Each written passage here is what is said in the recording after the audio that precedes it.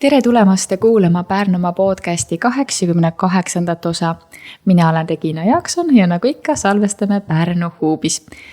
Täna on külas naisterahvas, kellega me oleme raadioeetris minu teada mitu korda isegi jutustanud, aga muul ajal ka tänaval kokku joostus on meie teemad alati hästi põnevad olnud, nii et miks mitte neid teemasid ka kuulajatega jagada.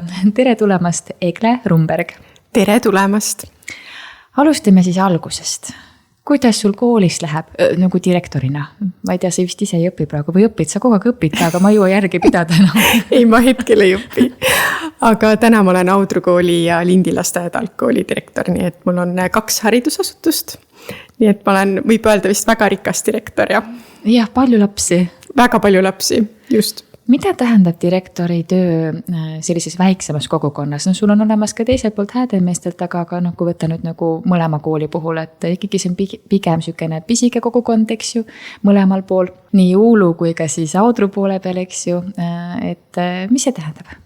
Ma arvan, et väiksemas kogukonnas eriti on koolijuhi roll ikkagi kohaliku piirkonna selline hariduselu ikkagi hoidja ja edendaja.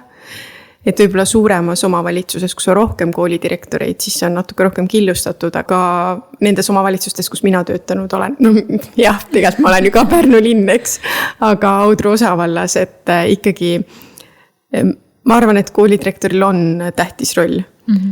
Rohkemat isegi, kui olla ainult kooli juhtimine, et ikkagi selline kogukonna hoidja ja edendaja roll on tal paratamatult juures. Ma alles hiljuti lugesin postitust, ma ei tea, kas see nüüd oli Liina Kersna või sinu oma. Ei, Liina Kersna vist, kus olid ka ära märgitud, sa käisid tal töövarjuks, nagu ma aru sain. Ja ta kirjeldas sinu rolli tookord küll siis Uulu kooli direktorina, et õpilased jooksid vastu ja kallistasid.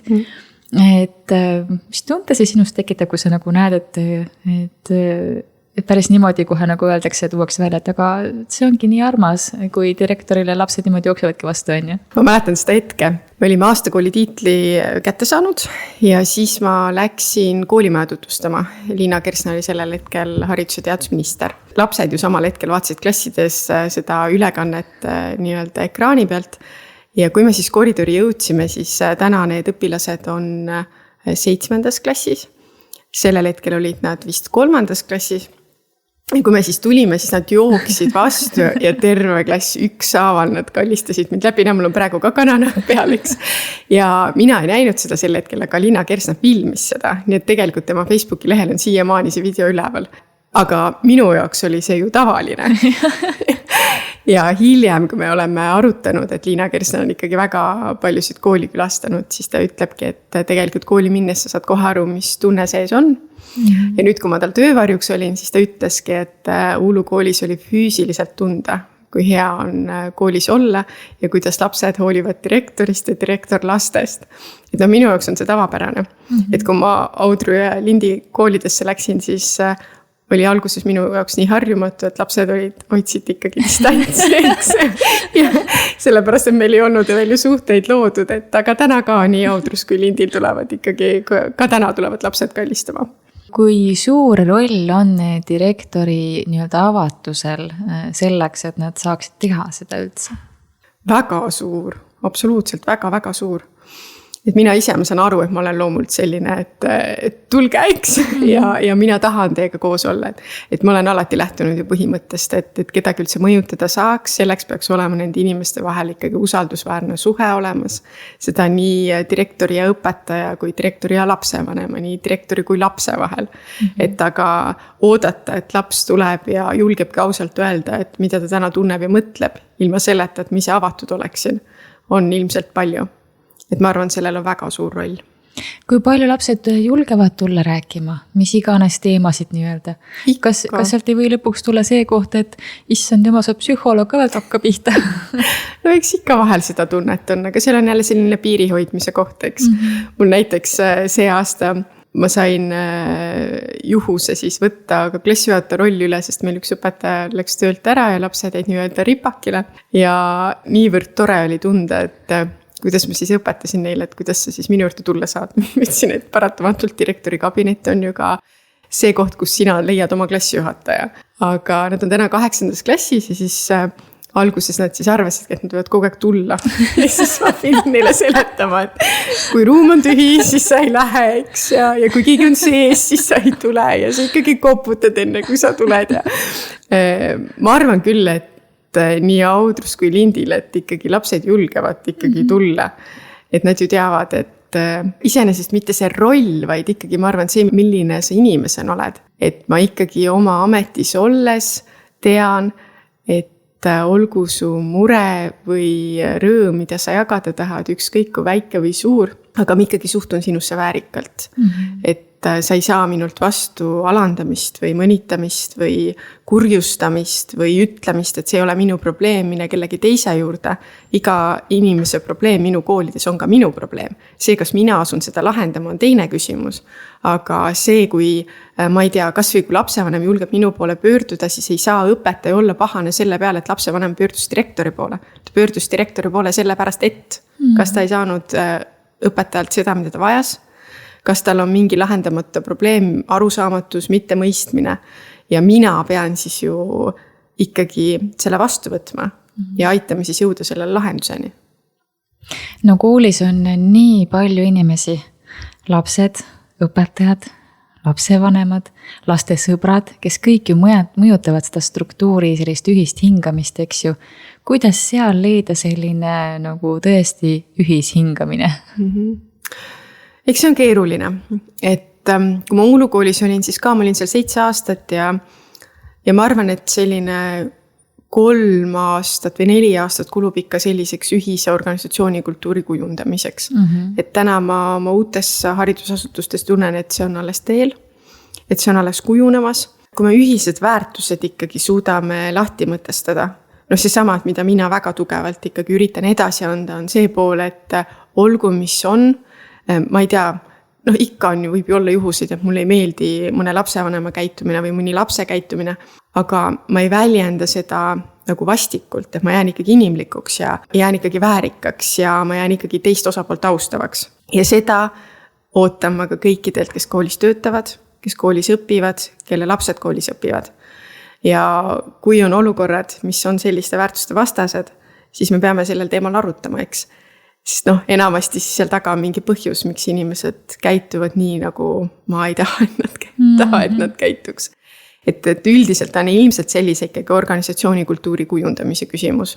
Et kui see on paigas ja ühiselt kõigile arusaadav, et see nii on, siis nii on. No näiteks, kui ma Audru kooli läksin, ma mäletan, ma olin vist aasta olnud ja mina olen harjunud sellega, et minu juurde ei jõua ainult need lapsed, kes on pahandust teinud. See ei ole teema. Vahel on näiteks klassijuhatajatel, kellel on tõesti on üle viskanud, et tunnebki, et ta ei saa hakkama ja ta küsibki, et Egle, palun aita, siis ma tulengi sul appi. Ja enamasti ma ikkagi olen harjunud sellega, et kui, kas või kui mingid õpilased teevad jama, eks. Nii nad teevad jama, me klaarime selle jama ära, aga me lepime kokku, et meil toimub järelvestlus. Enamasti on see 2 nädala pärast, me saame uuesti kokku ja me vaatame, kuidas need 2 nädalat läinud on. Ja see on mu tavapärane praktika. Ja siis ka üks lapsevanem pöördus mu poole ja ütles, et tema arvab, et kui laps ikkagi direktori kabinetti jõuab, et siis peaks vanemad kindlasti kohe teavitama sellest. Sest see on ikkagi midagi nii hullu juba. No ja siis ma jälle saan aru, et eks ju enamasti on see direktori roll ja kuvand ju selline olnud, et me ise ka, kes me juba vanemad inimesed oleme, kooliajast mäletame seda. Mina mäletan ka oma direktorit, et see oli keegi kauge ja eemal olev onu, et kelle juurde sa kindlasti minna ei tahtnud, sest et sa ei teadnud ju, ta oli täiesti võõras sinu jaoks. Mina ei arva, et direktor peab midagi sellist olema ja siis see ongi, täna ma arvan, et nad on juba natuke rohkem harjunud sellega, et see enam nii ei ole, aga jah, sai pikk vastus. Sinu jutu taustal mul tuli kohe meelde see, kui mu enda lapsed ikkagi käies ju koolis ütlevad, et näed, õpetaja saadab mu direktori juurde. No see siiamaani on nagu ikkagi veel nii teemaks. Aga see on see õige, seda rakendatakse ikkagi tänasel päeval ka. Ma alles eile Lindil oli üks õpetaja ütles, et tead Egle, nüüd küll, ma nüüd saadan. Ja siis seda ongi vaja, sellepärast, et vaata, ikkagi oma, eriti kui sa oled algklassides, siis oma õpetaja on sul ikkagi nagu ema eest, eks natukene. Siis ongi, kui sa oled juba seal ikka aasta või 2 seal juba sama õpetaja käes olnud, et siis vahel tundubki, et ema ka kodus näägutab, et võib-olla õpetaja ka näägutab ja siis tuleb see direktor ja ütleb, ei, õpetajal on õigus ja nii ongi. Ja siis ka eile oli ka mul juhus, et tegelikult ikkagi, ja siis ma vestlesingi väga selliselt konkreetselt vestlesin siis õpilasega ja arutasime, et milles on probleem ja kuidas, aga siis ma ikkagi alati küsin ka, kuidas saan mina sind aidata, mida me saame koolis teistmoodi teha, et sa saaksid hakkama. Ma arvan, et see on tavapärane praktika ka igas koolis. Aga ta ei saa olla selline, et ma arvan, et direktor ei saa olla keegi, et ainult kardetakse. Et see ei mõju, ka õpetaja ei tohi karta direktorit, sest et direktor ikkagi peab olema, või koolijuhi roll on ikkagi olla midagi muud, ma arvan, kui hirmutav inimene seal kuskil kõrgel ja kaugel, eks. Jah, mis praegu tegelikult on päris palju ikkagi kuvandina, kahjuks veel jätkuvalt. Jah, kahjuks nii on. Ja kindlasti on see ka tavapärane praktika mõnel pool. Ja eks see on natuke ka paratamatu, aga iga koolijuht on erinev, iga inimene on erinev. See on lihtsalt miski, mis minule nii omane ei ole ja mida me edasi ei kanna. Mina mõtlen, et kui õpilane teeb mingit jama või pahandust, ma ei tea, ma olen kuidagi hästi lähtunud sellest seisukohast, et kui inimene, kellel on kõik hästi, siis tema ei kipu teistele liiga tegema või tema ei kipu seda tähelepanu otsima, eks ju. Aga kui õpilane, kes nii või naa ei pruugi veel enda tunnetega nii hästi toime tulla, siis see on tema nii-öelda appikarje, et hallo, mul on kuskil midagi väga valesti ja ma pean seda kuskil siin välja elama, on ju. Et mulle tundub, et sul on samasugune taustsüsteem või pagas, et kuidas see sellises olukorras siis tahaks ju kohe hakata aidata, eks ju, kui palju siin see võrgustiku töö oluline on nii-öelda? No see on väga oluline. Et eks me peame seda ka tegelikult aduma, et koolis maailma ei muuda. Et laps on koolis sul 6-7 tundi päevas, ülejäänud aja on ta oma sõpradega kodus ja nii edasi. Ja sinna ei saa mitte midagi teha. Meie saame anda omalt poolt parima. Me arvestame ikkagi nii palju kui võimalik sellega, et milline on laste kodune taust, millised on nende sotsiaalsed oskused, võib-olla ka milline on nende tervis ja tervislikud probleemid. Kõige sellega üritame ju arvestada. Aga kuskilt maalt on ikka piir. Et ikka vahel pean ütlema, et me ei saa kogu maailma päästa. Ja nii see on. Mõne lapse jaoks on kool võib-olla ainus turvaline koht, kus ta on hoitud ja kus ta saab süüa. Ja sinna ei olegi mitte midagi teha. Et me eks me omalt poolt ju anname nii palju, kui me saame, aga lõpuni me kogu maailma siiski päästa ei saa. Aga et lihtsalt jah, et see taustsüsteem ei ole see, et laps mõtleb, et ma nüüd ärkan üles, hakkan pahandust tegema, on ju. Et seal on hoopis midagi muud tavaliselt, aga... See on alati nii. Ei ole olemas rolli, et lapsel on endal kõik korras. Ja siis ta läheb kedagi kiusama või kellelegi haiget tegema või halvasti ütlema või tunnis halvasti käituma. Et seal on ikka alati on mingi mure, mis lapsel on. Ongi, kas ta ei saa ise endaga näiteks hakkama. Ongi, et ta ei oska oma emotsioone kontrollida. Ja siis on sellist trotslikkust ja mis iganes. Ja siis ongi, kui vanemad ei oska seda mõista ja ka õpetajad ei jõua sellele jälile, mis on see probleem, siis juhtubki, et tegelikult me ei oska õigesti aidata. Ja siis vahel need probleemid kuhjuvad ja tore, kui mõni hetk keegi avastab, et miks see nii on ja ka kindlasti on ka neid olukordi, kus me tegelikult juurpõhjuseni ei jõua. Jah, mul tundub, et mida rohkem me teadvustame, et see ei ole kiusu pärast lapsel niimoodi käitumine, vaid seal on mingi põhjust, aga seda võib-olla lihtsam on teda ka mõista, mitte ainult hukka mõista nii-öelda. Ja see on vahelgi on õpetajatel kippu praktika olema, et me alati ütleme, et ära tee nii. Ära löö, ära ütle halvasti, ära tujutse. Aga tegelikult me peaks ju lapsele ütlema, mida sa teed, mitte mida sa ei tee. Ma mäletan, kui ma alustav õpetaja olin Sindi koolis, Sindi gümnaasiumis, siis meil oli koolitaja, meil oli Inglismaalt õpetaja. Ta töötas erivajadustega laste koolis ja siis ta rääkis, et neil oli koolis silt seina peal, et ära jookse. Ja ütles, et kõik jooksid. Ja siis mingid nad tabasid ära ja nad panid sildi palun kõnni. Ja siis oli lastel arusaadav. Ja see teadmine ketrab mul hästi tihti peas, et eriti kui ongi, kõik saab mingi asjaga koolis hakkama ja siis saadki kurjaks ja pahaseks ja siis kuidas kiputakse vahel seda monoloogi lugema, eks. Miks sa oled selline, miks sa teed, kuidas sa aru ei saa, sa oled juba nii vana, kuidas sa ei mõista, aga tegelikult öelda, et aga mida sa siis peaksid tegema. Ja vahel me ei tea isegi, eks. Lihtsalt ütleme, et ära tee nii.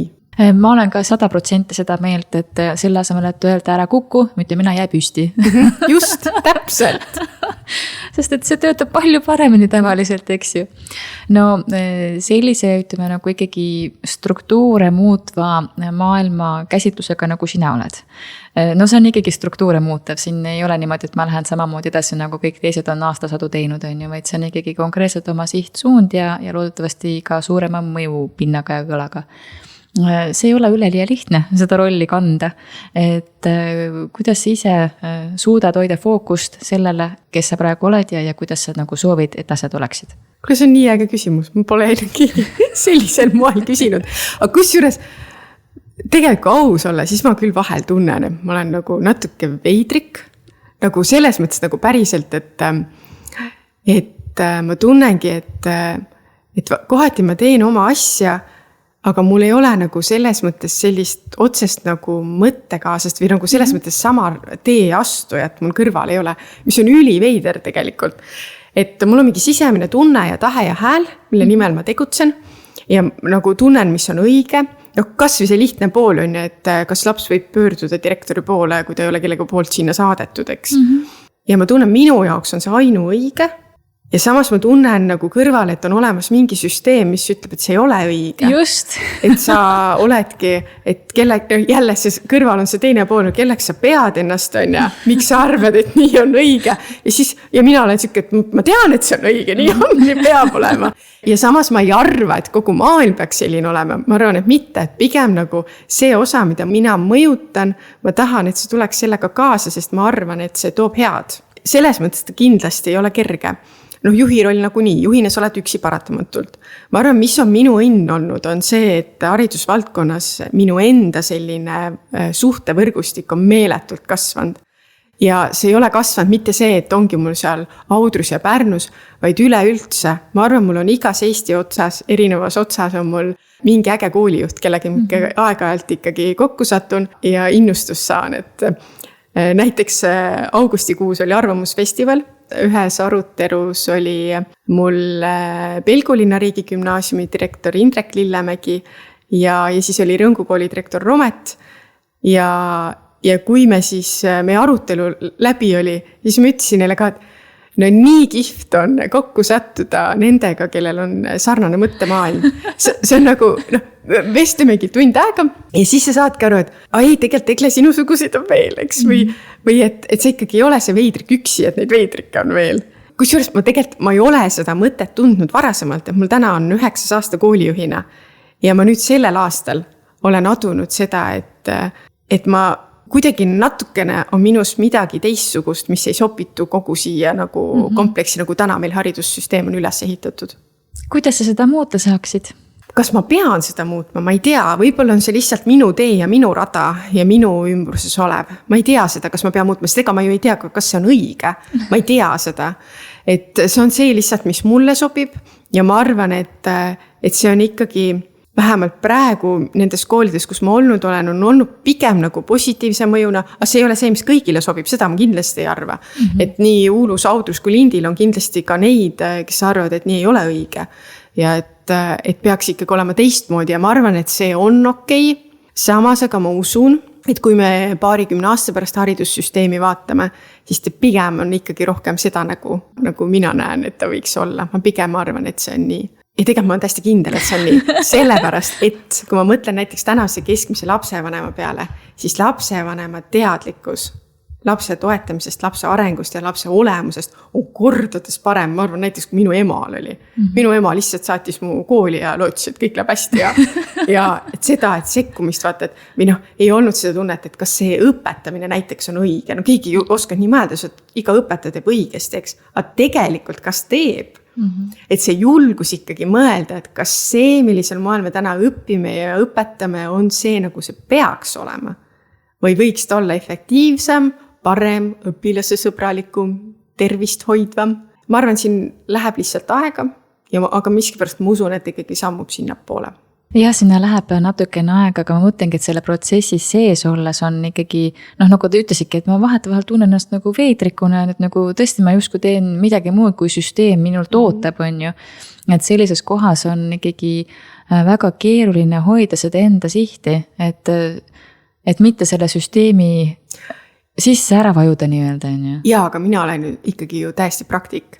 Mul on need samad lapsed ju enda juures, kelle koolielu ma näen, et ma mõjutan. Siis, kui ma Uulus koolijuhina alustasin, siis mul oli seina peal mõttetera, et iga muudatus, mis sa teed, peab mõjutama otseselt lapsi. Ja siis ma mäletan, oli mingi hetk, kus ka me viisime koolis muudatuse ellu ja paratamatult ükski muudatus ei ole kellegi jaoks okei. Igasuguste muudatuste teooriatest lähtuvalt see ongi okei, et iga muudatus on ebamugav, sest et ta viib meid mugavustsoonist välja. Ja siis ka ikkagi nii mõnigi õpetaja oli sellele vastu või väljendasid vastumeelsust. Ja siis ma ka ikka nutt kurgus ja mõtled, et miks see nii on. Ja siis ma mäletan, ma oma kabinetis oli natuke kurb ja siis ma vaatasin seda mõttetera, et see sama ja sõnastasin siis selle sama muudatuse jälle selle jaoks, mis laste jaoks paremaks muutub.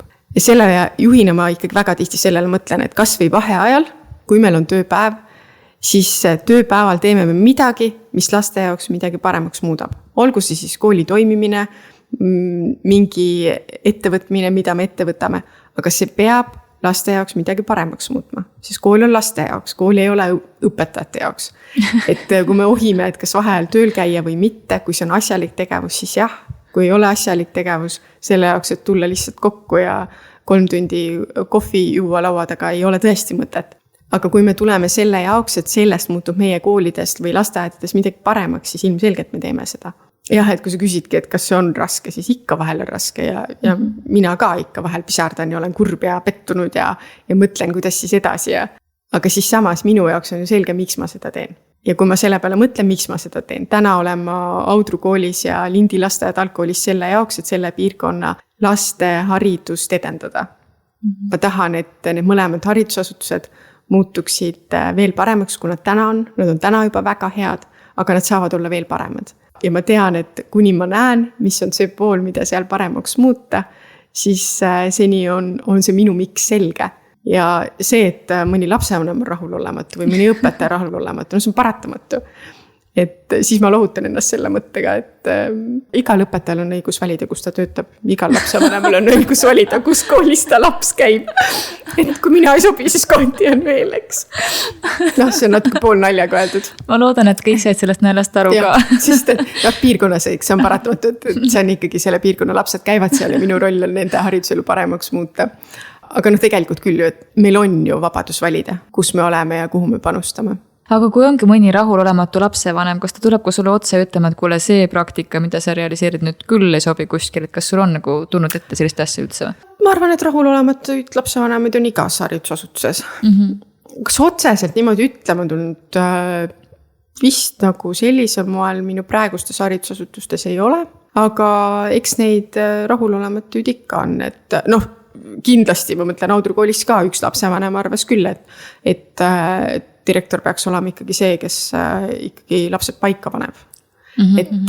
Ja see on okei, sellepärast, et meie enda taustad on erinevad, meie enda nägemus ongi erinev. Ja samamoodi on ka kodud erinevad, eks, et kuidas me neid lapsi paika paneme, aga see on meie jaoks erinev. Et mina siiski lähtun enda väärtustest ja sellest, kuidas mina arvan, et minema peaks. Sest võib-olla üks asi, millel ma veel väga toetun, et ma olen sügavalt seda usku, et headus kasvatab headust. Et nüüd, kui ma klassijuhataja rolli sain, siis ma vaatasin ka neid lapsi, kes on natuke raamidesse panevad lapsed, kes on saanud ilmselt võib-olla natukene rohkem olla ja teha, kui nad võiks. Aga iga laps on ikkagi laps. Iga laps tahab seda, et ta oleks märgatud, tunnustatud. Minu jaoks on ikka ülimalt arvas, kuidas 8. klassi noormehed, kes on pikemad, kui mina küsivad mult, õpetaks, sa oled meie üle uhke. Esiteks, et julgus sult küsidaks ja siis see sama ootus, et iga laps ootab, et õpetaja on ta üle uhke. Iga laps. Paratamatult mõne õpetaja praktika, mõne koolijuhi praktika ongi erinev. Ja kui see laps saab terve koolitee ainult tunda seda, mida ta kõike valesti teeb, siis tema ju ei tunne seda tunnet, mis tunne on, et tema üle ollaks uhked. Mina ikkagi lähtun sellest, et igas õpetajas on head, igas lapses on head, igas lapsevanemas on head. Ja me peame sellele headusele tuginedes siis ikkagi toetama seda, kuidas seda headust kasvatada. Et näiteks kui õpilase käitumine on probleemne, siis üks viis on meile, et iga päev paneme kirja, mida ta halvasti tegi, eks. Aga teine viis, kui me iga päev paneme kirja, mida ta täna hästi tegi. ja siis kasvatada seda headust nii-öelda.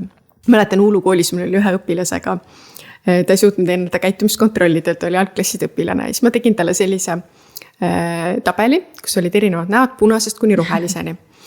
Ja siis ta pidi iga tunni lõpus analüüsima enda käitumist. Kuna õpetaja oli temaga hästi pikalt tegelenud ja lõpuks jõudis siis mingit moodi minuni ja siis ma ütlesin, olgu, et ma natuke katsetan ja praktiseerin ta peal. Ja siis iga päeva lõpus ta tuli minu juurde 5 minutiks ja vaatasime üle, kuidas ta päev läks.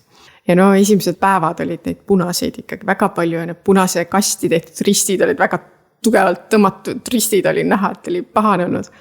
Aga kui ta oli vist 3. nädal minu juures ja siis ma selle sama algklassi õpilasega vaatasin seda 3. nädala hindeid, mis olid seal kollased ja rohelised ja läksime koos siis seda esimest nädalat vaatama. Siis oli ikkagi ülimalt tore ka õpetajana märgata, et kuidas on 3 nädala muutus olnud just positiivne. Ja see lapse rõõm ja edu elamus sellest, et ta tegelikult saab, tegelikult oskab, aga kui tal on keegi kogu aeg öelnud, et miks sa teed nii, ära tee nii, siis ta nagu ei näegi, et on teistpidi üldse võimalik. Aga see vist ka veidi eestlaslik, see me ütleme, kui on halvasti. Just. Ja me ei ütle, kui on hästi. Et sama pool, et võib-olla kui see lapsuke, kes enamasti alati saab pahandada, saab mõnel päeval hästi märgatud, et sama, et päeva lõpus õpetaja ütleb, ma olen nii uhkes üle.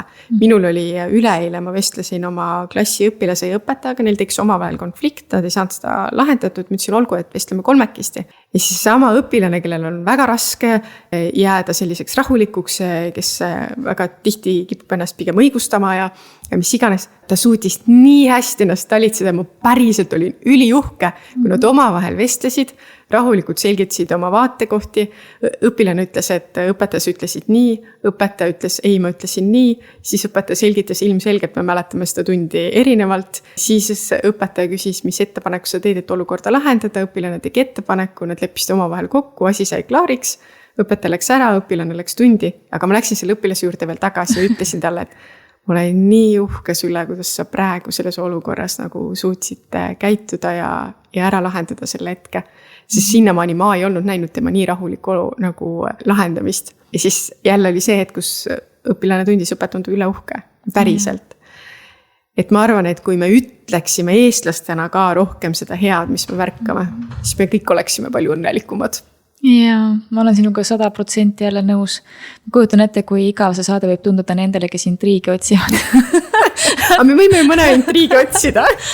Et toon täpselt selle sinu eelneva jutu kinnituseks ka kuidagi selle kasvatusmeetodi või stiili, et kui tuua lapsele kogu aeg ette seda, mis ta nagu halvasti teeb, siis see ongi tema jaoks see võimalus tähelepanu saada, on ju.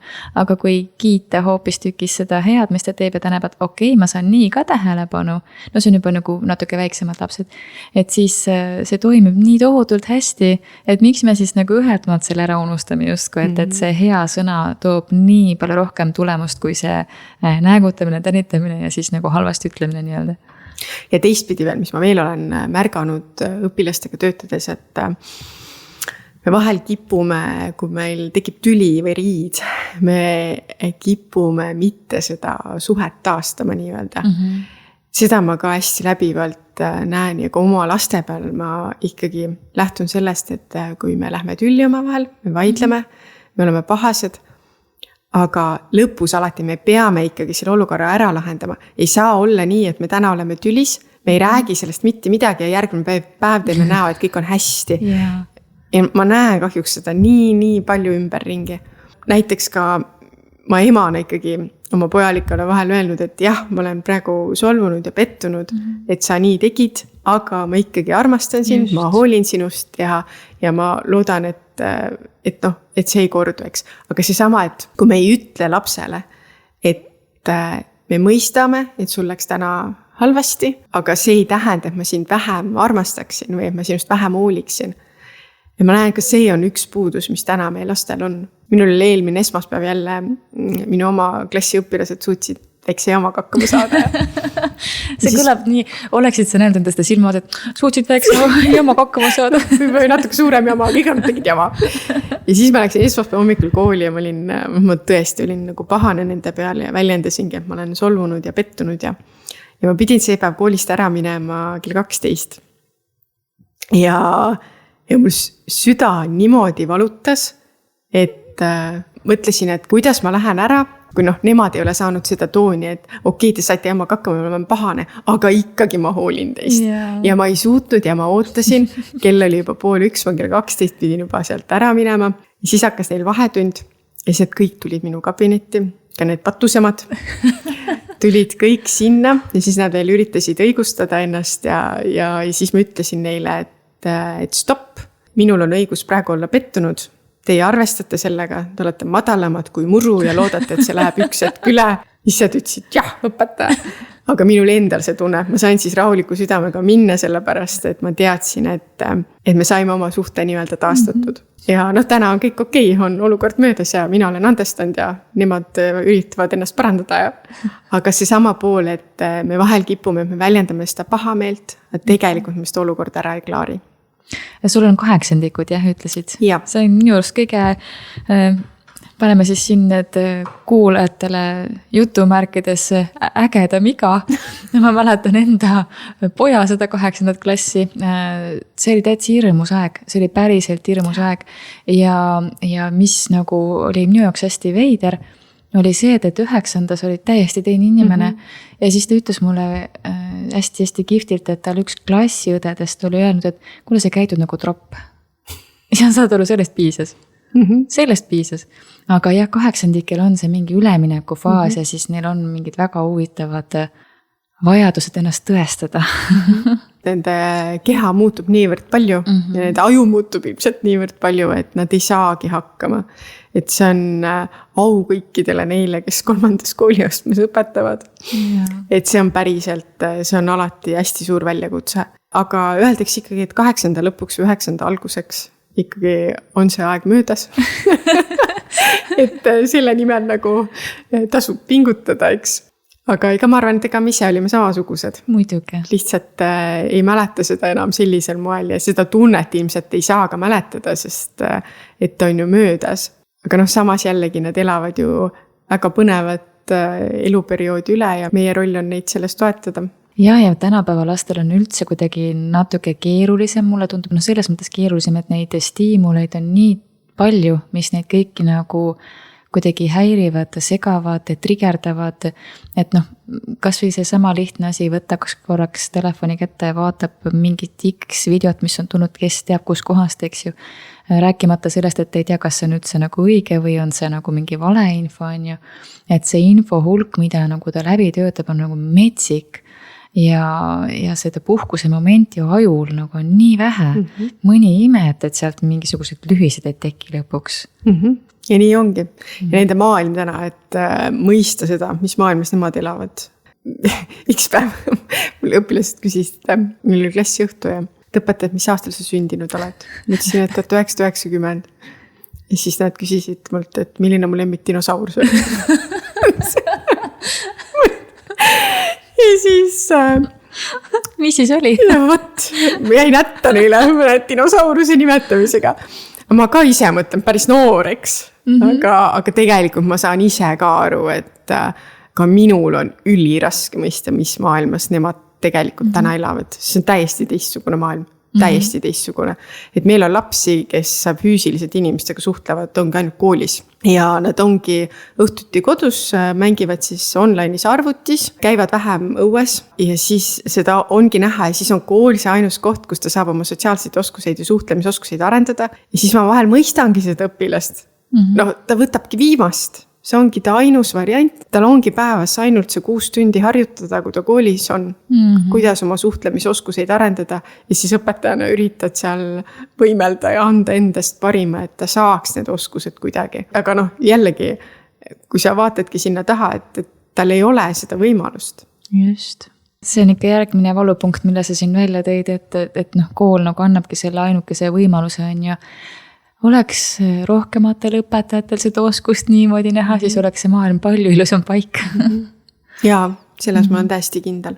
Et kui varasemalt oli ka koolis ikkagi see ainealane teadmine kõige olulisem, eks. Ja see, mis viisil need saadi, see oli ju teisejärguline. Et siis täna mina arvan, et see fookus on just läinud pigem sellele, et see, mis viisil me saame, on palju olulisem, sest et see muu teadmine tuleb siis kaasa. Ma mäletan kunagi õppides tuleviku konverentsi ma juhtisin ja siis ma intervjueerisin David Vsevijovi ja ma küsisin tema käest, et kuidas ta mõtestab tänast Ukraina olukorda haridussüsteemis. Ja siis ta ütles väga selgelt, et hirm halvab igasuguse õppimise. Mina küll oma kooli ajast mäletan õpetajaid, kelle peamine metoodika oli hirmu tekitamine ja siis kõik tegid seda, mida õpetaja ütles. Tagantjärgi ma ei tea, kui efektiivne see õppimine oli, ilmselt ikkagi oli, et see hirmu nimel ikkagi tegutsesid. Täna ma olen täiesti kindel, et see ei ole okei. Et see, kui õpilane peab kogu aeg mõtlema selle peale, et näiteks ma toon näite, kui õpetaja käitub ettearvamatult, sa kunagi ei tea, kas ta saab vihaseks ja kui ta saab vihaseks, kui vihaseks ta saab või äkki ta ei saa vihaseks, sa pead kogu aeg selle peale mõtlema. Siis mida see lapse aju teeb? Kui sa võtad sellise keskmise lapse, võtame näiteks algklassi lapse, tema ei julge õpetajale öelda, ta ilmselt ei oska enda jaoks arvugi saada, et tegelikult ta kardab õpetajat näiteks. Ja kui tema aju peab kogu aeg mõtlema selle peale, et ma parem ei vasta, sest kui ma vastan valesti, siis võib-olla õpetaja naeruvääristab mu vastust või alandab mind, või äkki ta karjub mu peale või ta kurjustab mu peale. See ei ole ju siis selle teadmise omandamise osa, see on hoopis midagi muud. Sellisel moel ju hirm halvabki õppimise. Aga laps tuleb selle jaoks kooli, et saada need teadmised ja oskused, mis on õppekavas tegelikult kirjeldatud. Me ei saa takistada nende tegemist, me soodustama nende tegemist. Aga soodustab ikkagi see toetav ja turvaline õhkkond, mitte hirmu valitsus. Rääkimata sellest, et see jääb aastakümneteks veel saatma. Et ma õpin hetkel kõrgkoolis sotsiaaltööd ja me oleme hästi palju rääkinud enda rühmakaaslastega, kuna meil on väga palju esitlusi vaja teha. Et see esitluse pinge on nii suur, sest et nüüd on juba esimese aastaga kuidagi nagu lihtsamaks läinud, aga algused, esimesed esitlused, et isegi siis, kui me ei teadvusta seda endale, et see hirm eksimise ees on nii suur, jääb see kuklasse aastakümneteks ja siis sa lähedki täiskasvanu eas 40-aastasena tahvli ette ja ütled, et ma ei tea, kas ma julgen üldse rääkida, sest ma ei tea, mis nagu õpetaja arvab, on ju. Et see on ikka päris jõhker tegelikult ja mul tundub, et see on asi, mida peaks rohkem teadvustama.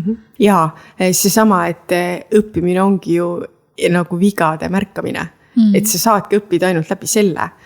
Ja see on ka üks asi, ma arvan, mis lähiaastakümnete jooksul on koolisüsteemis muutumas. Selle vigade leidmine ongi üks osa õppimisest. Klassikaline praktika ju koolis on see, et õpime, siis teeme kontrolltöö, õpetaja kontrollib ära, siis sa saad oma hinde ja siis see kõik lõpeb, siis tegelikult sealt alles peaks õppimine algama.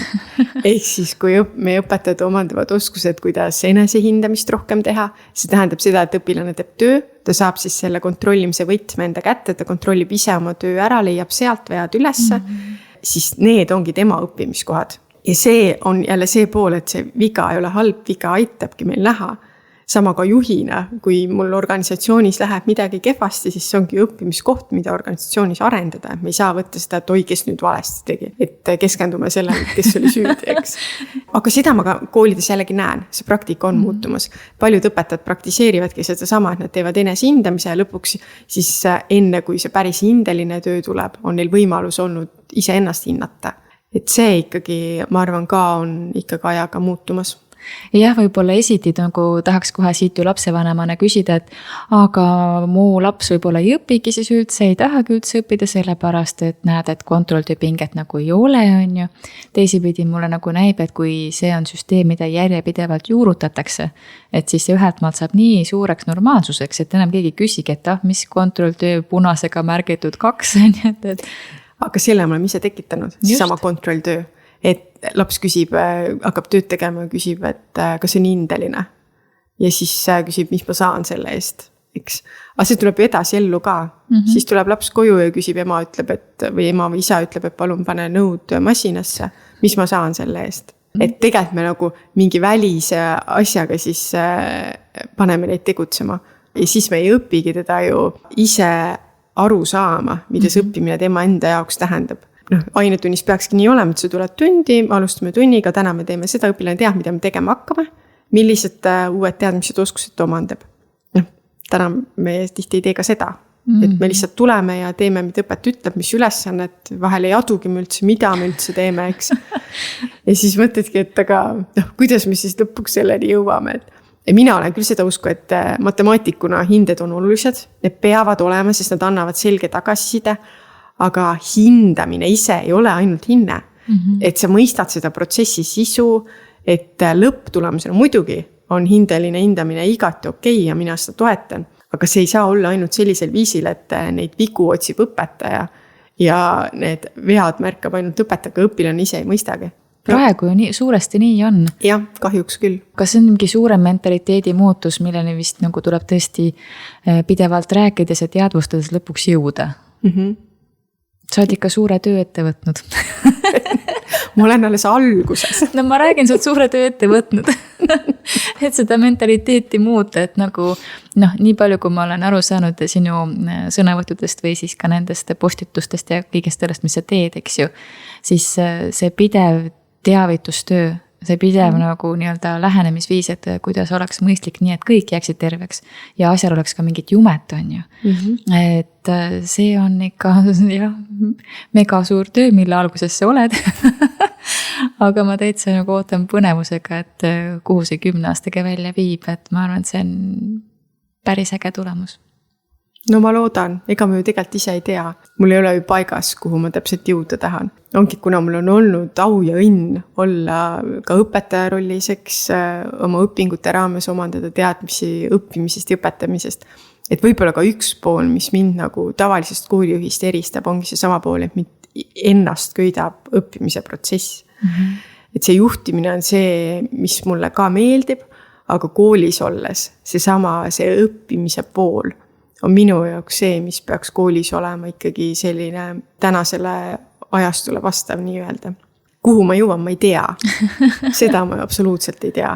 Aga see, et ma pidevas liikumuses olen, et mu organisatsioonid peavad pidevas liikumuses olema, et see on minu jaoks, mida ma vajan ja kuhugi me ikka jõuame.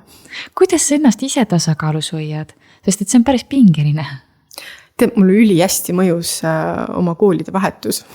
Keskkonnavahetus nagu. Jaa, sest kui ma Uulus olin, siis ma olin siiski alustav koolijuht. Mul ei olnud ajapiiri. Ma olin direktor ikkagi hommikust järgmise hommikuni 24/7. Muidugi eelmises koolis oli mu ka neid rolle palju rohkem, et seal ma täitsin ka näiteks majandusjuhataja rolli ja siis ma nii mäletan, kui ma Uulu koolis veel viimast aastat olin, siis ma olin oma pisikese beebi kõrvalt seal ju tööl. Ja siis kõige kohutavam mälestus mul sellest oli see, kui öösel kell 3 helistas G4S, et koolimaja on häires ja et patrull sõidab välja ja et keegi peab tulema. Ja siis ma jätsin oma selle beebikesega, jätsin koju, ütlesin, ma nüüd peab minema. Ja ma selles mõttes tagantjärgi saan aru, et kuna ma olin seal alustav koolijuht, ma ei teadnud täpselt ju, mis on minu roll ja ma rajasin selle nagu organisatsiooni toimimise selle peale, et kuidas ta nagu algselt jooksis. Mul oli väga see suhtumine, et kui keegi tegi midagi valesti, siis ma tegin ise. Et siis on kõik on hästi. Aga nüüd, kui ma 2 haridusasutuse juht olen, esiteks ei ole see ajaliselt võimalik. See on tohutult arendanud minu sellist aja jaotamise oskust, see on ülikeeruline. Esiteks ma jagan ju 2 täiesti erineva organisatsiooni vahel ennast, aga teiseks olen ma teinud väga selge piiri endale ja minu tööaeg on tööaeg. Selle lõppaastal ma olen reaalselt pannud oma iga päeva peale kirja, mis kell ma tööle läksin ja mis kell ma töölt tulin. See ei tähenda seda, et ma jään oma normtundi piiridesse. Et sellel nädalal mul juba neljapäeval said kõik tunnid täis, sest lihtsalt kevadel on õhtuseid tegevusi nii palju. Aga ma tunnen, et ma eristan töö ja eraelu väga selgelt nüüd uues rollis. Muidugi siin mõjub see, et ma enam ei ela samas kogunas, kus ma töötan, mis on üli positiivne. Et ma täna ka koolijuhina tunnen, et mul on palju kergem teha erinevaid otsuseid, kui ma ise ei ole sama kogukonna liige. Nagu elanikuna, et Uulus ma ikkagi olin ju lapsevanem ja volikogu liige ja siis olles koolijuht ja siis veel õpetaja ja klassijuhataja, siis olidki need rollid lõpuks väga sassis. Täna on, kui ma olen Häädemeeste vallas, olen ma ema ja kui ma olen siis Pärnu linnas ja Audru osavallas, siis ma olen koolijuht. Et see aitab väga hästi piiri hoida. Näiteks see kevad ma küll arvasin sügisel, et ma kevadeks on tähega läbi. Sest maikuu on üliränk. Iga õpetaja jaoks on see ikkagi üliränk, sest et see on aasta lõpu sport nii öelda. Ja see väsimus on nii nagu ka lastel on ka täiskasvanutel. Aga ma tunnen, et ma olen täiega värske. Ja ilmselt see on ikkagi sellel moel, et ma olen õppinud võib-olla ka nagu ikkagi vanemaks saades mõistad, et töö ei saa olla nagu sinu enda elu. mulle väga meeldib ka see mõtlemine, et tegelikult on töö ikkagi meie jaoks vahend, et meie saaksime oma elu elada nii, nagu me tahame. Minu jaoks muidugi töö ei ole ainult vahend, ta annab mulle võimaluse oma ambitsioone täita, eks. See annab mulle oma enesearengut ellu viia ja teostada seda, mida ma tahan teostada, et see on üks minu töö osa, sellepärast, et mul on lihtsalt see õnn, et valdkond, kus ma töötan, on väga minu südame teema. Et see pool on kindlasti üks, aga see on reaalselt ikkagi õpitav oskus, kuidas aega planeerida. Ma ei ole super hea selles. Ma tean seda ja juhina paratamatult sa ei saa, et ma ei saa arvestada sellega, et ma olen 8-4 ainult tööl, et see ei ole võimalik. Aga on ikkagi, ma tunnen, et seal on mul meeletu areng juhina olnud. Ja siis läbi selle saad ka nagu ennast paremini hoida, eks ju. Ja just. Kui su enda task on täidetud, no siis sa saadki olla see direktori ja ka õpetaja, keda lapsed ülgavad kallistada nii öelda. Ja sellega ma väga nõus. Ma ei tea, kas ma olen sulle seda lugu rääkinud Uulus, kui ma olin matemaatikaõpetaja veel, siis õpilased, keda ma õpetasin 4. klassis alates. 9. klassis nad ütlesid mulle, läksin tundi, mul olid juuksed hobuse sabas. Ja nad ütlesid mulle, et õpetajad, kas sa tead, et kui sul on juuksed kinni, siis sul on paha tuju. Issand, ongi nii või? Ja siis ma tabasin ära, et see on üks ägedamaid hetki, mis mul nagu õpetajan olnud on, et ja see oligi nii, juuksed olid mul siis nagu üleilmsel päeval pestud, siis nii öelda, mitte eelmine päev pestud või üleilmsel päeval pestud. Ja siis oligi kehv hommik mul enamasti. Ja ma tean, et see oligi nii, et ma hommikul mõtlesingi, et nii halb päev, et panen juuksed ka juba patsi võtta. Ja aga see oli nii, esiteks, sellel hetkel oli minu jaoks, kui ma tagantjärgi nagu mõtlesin, et esiteks milline julgus laste poolt. Ja minu jaoks oli see kinnitus, meil oli omavahel ju väga usaldusväärne suhe, et sa julgesid mu seda väljendada. Muidugi selle järgselt ma ei ole mitte kordagi enam. Juuksed ei ole mul patsis olnud. Ja sa juba vastasid mu küsimusele ära, pidin küsima, kui tihti sul juuksed praegu patsis on. Ma vahel üliarve olen klambri pähe pannud, aga patsi pole ma pärast seda kordagi tööl olnud. Aga teistpidi ka ei ole ma mitte kordagi enam läinud selles mõttes paha tujuga kooli. Nad ütlesid mulle ka, et kui ma olid juuksed patsis ja ma paha tuju, et nad teadsid, neil on iseseisva töötund, et siis et nad väga mult abi ei tahtnud küsida. Seda oli harva. Aga see oli minu jaoks laste poolt ülimalt suur õppetund sellele, et laps ei ole süüdi selles, et minul on halb tuju. Ja ma pärast seda ma ausalt mitte kordagi ei ole läinud tööle nii, et ma lähen kooli ja väljendan siis kellelegi seda, et minul on täna halb tuju. Sest selles, et minul on halb tuju, on ainult minu süü. Ei ole süüdi ükski õpetaja selles, ükski õpilane ei ole selles süüdi ega ükski lapsevanem, et keegi teine ei pea selle pärast kannatama. Issand, kui ägeda asja sa ütlesid ja mul tundub, et see on nagu kihvt koht, kus kohas tänane saade ka kokku võtta. Juba siin päris kaua oleme jutustanud, kuigi me võiksime vist mitme saate jagu rääkida. Aga see on väga kihvt mõte tõesti, et ma ise vastutan enda tunnete eest ja ma ise saan hoolitseda sellest, et ma enda olemusega teeksin maailma ilusamaks. Mitte ei tahaks seda nagu maha tõmmata. Ja ise enda eest poolt kandma, sest nii nagu sa ütlesid, anda saame me teistele ainult siis, kui me jaksame anda. Aitäh sulle, Egle! Aitäh sulle!